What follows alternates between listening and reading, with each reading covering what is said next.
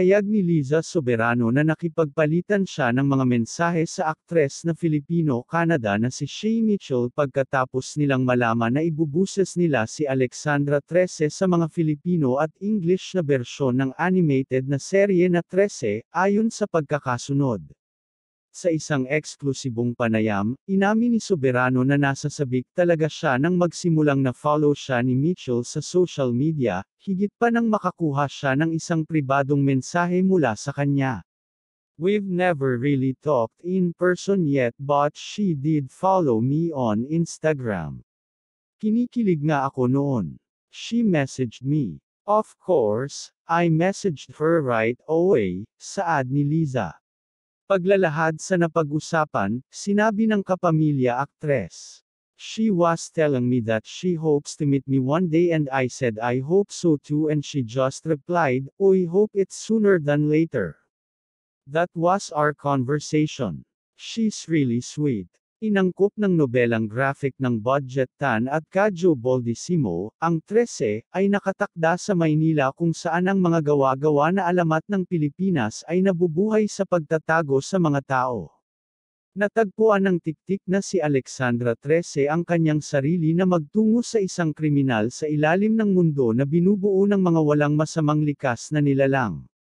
Naaalala ang sandali na inalok sa kanya ang papel noong Nobyembre taong 2020, sinabi ni Soberano na agad niyang tinanggap ang proyekto bago napagtanto kung ano ang talagang kakailanganin ng papel mula sa kanya. "It's funny because right away I said yes because when it was offered to me, they mentioned that it's a Netflix series and that Shay Mitchell would be part of it. They told me that already. I said yes right away but at the back of my mind, after texting yes, I want to be part of it, I was like oh my god, what did I just say yes to?" Sinabi ni Soberano na mabilis na sumikat sa kanya na gagawin niya ang pag-arte sa boses at ito ay isang bagay na hindi pa niya nagagawa dati.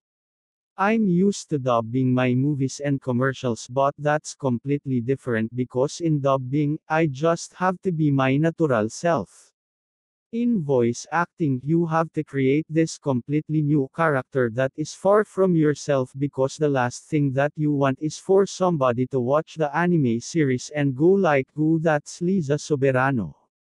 Because that's not who I'm portraying," saad niya. Sa makatuwid, ang unang bagay na nalalaman ni Soberano na kailangan niya ay basahin ang graphic novel upang makilala niya kung ano ang tungkol sa kwento, at makilala ang kanyang karakter.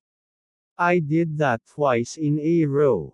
I read it and then a week later, I went through all the books again because the first time I read it, I just wanted to know the story.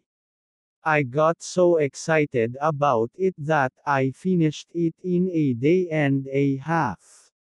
The next week, when I read it again, I wanted to go back and see some minor details that I may have missed out. Maybe there was an Easter egg there or two that I didn't quite get when I first read it." Bilang karagdagan sa iyon, naghanda rin siya para sa proyektong ito sa pamamagitan ng paggawa ng malawak na pagsasaliksik sa pag-arte ng boses, at pagtap sa isang coach ng boses. "The other major challenge that I had was being able to finish the dubbing without losing my voice. I had 2 days of dubbing and our first concern was I usually get pause after 2 hours of talking straight. I know that because when I would dub my movies before, I'd get super pause," she said. "My voice coach told me that it's because I use my throat when I talk so I tend to strain my vocal cords a lot more. He had to teach me how to be able to talk with my chest and bring my voice a little bit lower, and how to rest my voice after using it. What to do and what not to do." Bilang karagdagan doon, ipinagtapat ni Soberano na ang isa pang pangunahing pakikibaka para sa kanya ay ang makapagsalita sa Tagalog nang wala man lang accent. Sa kabila nito, nakatulong sa aktres na naiugnay niya ng husto ang karakter niya dahil sa maraming pagkakapareho. "I can relate to her because she's family-oriented. She would do anything and everything for the people that she loves, may it be her family, people that she treats as her family, and even her countrymen. She is also very responsible and respectful. She respects two different worlds, the supernatural world and the human world. She is also very brave, and I feel like I am also brave in the sense that I am also willing to stand up for whatever I think is right and for whatever I believe in as long as I know that I am doing good. Nang tanungin kung personal siyang naniniwala na mayroong mga alamat na gawa-gawa, sinabi niya, I believe in some of them. Not all of them. Because for me, I don't think that a story or the idea would even pop up into somebody's minds without them experiencing something. Bago ang paglabas nito sa Netflix, sinabi ni Soberano na dapat asahan ng kanyang mga taga-suporta ang animated na serye dahil ipinapakita nito ang kultura at mitolohiya ng Pilipinas, at labis na pagmamahal at pagmamalaki ng mga Pilipino ang inilagay dito. As you can see, almost everybody that is part of the project, from the cast, the director, producer and even the people on the technical side of it, almost all of them are Filipino.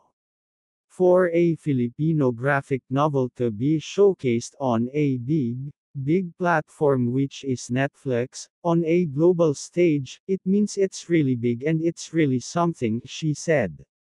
I feel like all Filipinos should support this because I feel like this is our stepping stone into getting a bigger audience for people that will appreciate Philippine culture and Filipino entertainment and Filipino artists. The other voice actors in the English version include Darren Criss, John Briones, Nicole Scherzinger, Manny Jacinto, Lou Diamond Phillips, and Dante Basco.